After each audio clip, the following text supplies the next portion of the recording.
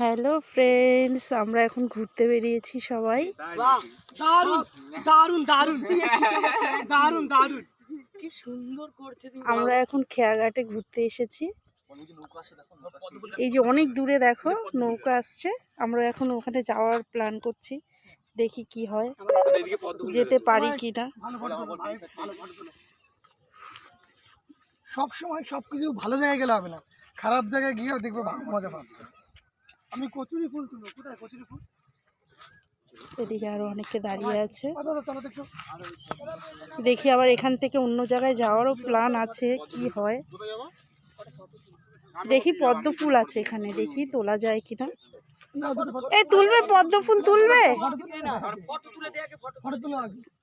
দেখো এরা ঝগড়া করছে ফটো তোলা নিয়ে, ফটো তোলা নিয়ে ঝগড়া করছে।